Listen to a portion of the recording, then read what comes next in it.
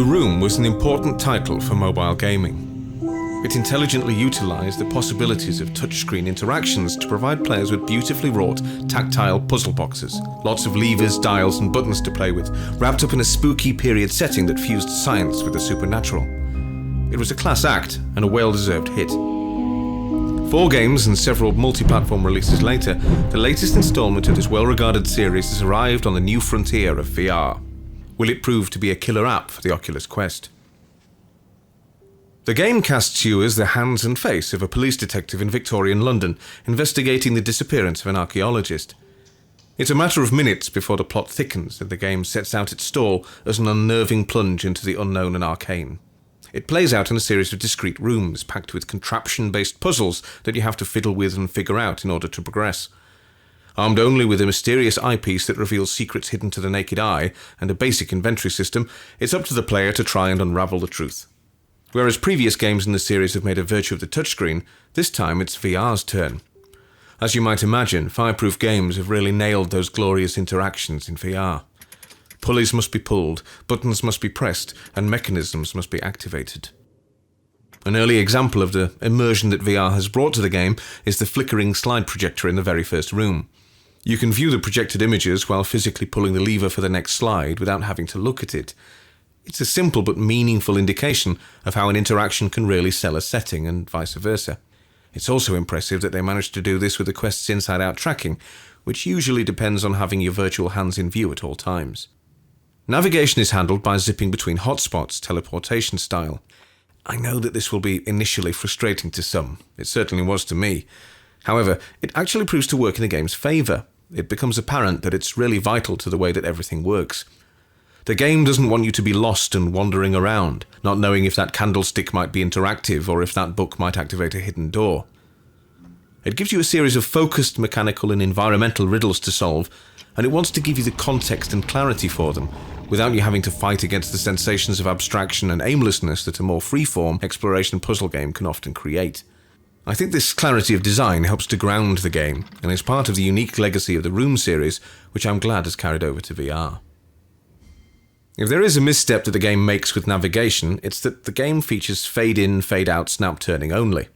There's no option for smooth analog turning, unless of course you physically turn in the space.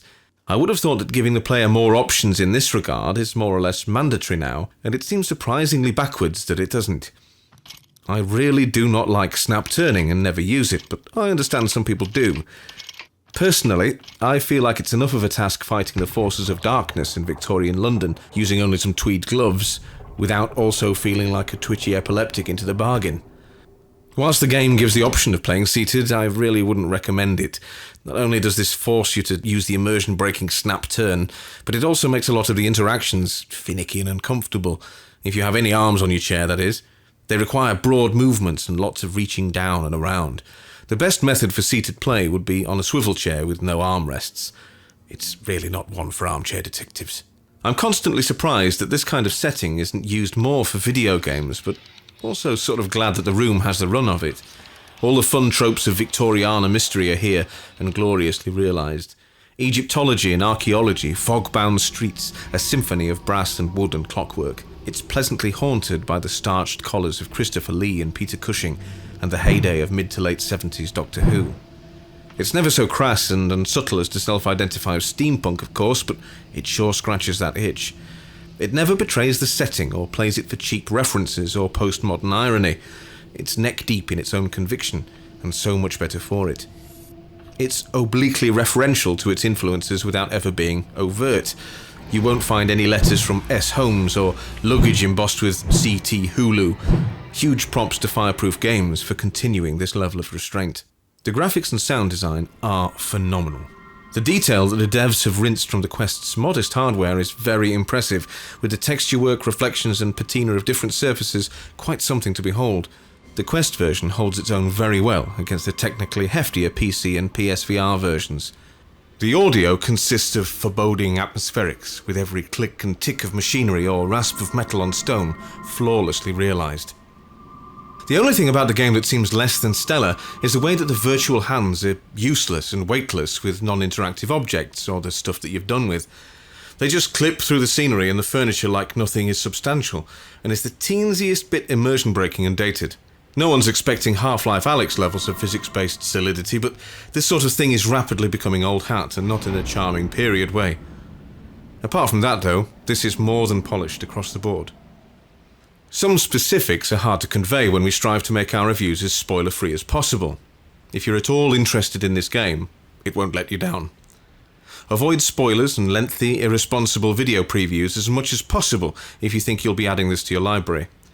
Every interaction in the game is a joy to discover and perform, every location a treasure. Its pleasures are subtle but manifold and substantial. The plot is teasingly vague and well written, as intriguing and insubstantial as the ghosts of the near future that you'll encounter sporadically through the locations. There's enough here to reward fans of the series as a whole, whilst being completely accessible if it's your first time in the room. You can of course ignore a lot of the plot and blast through the game quite quickly with hints turned on, but this wouldn't be enjoying the title in the way it's been designed. Our advice would be to play standing up and with the hints turned off, and you'll be hooked. As with other games in the series, the ending is satisfying enough but inconclusive, and serves as a non-final lead-in to what will hopefully be the next game. Without spoiling anything, it's worth seeing through. It might not be the longest game in the world, but you won't feel shortchanged. The Room VR: A Dark Matter is a creepy puzzle game which satisfies thrills and rewards in equal measure. It'll draw you in with its amazing atmosphere, great setting and classy graphics, and hook you with its precisely wrought and polished, but never obtuse or demanding puzzles. A must-play VR title which plays best on the Quest.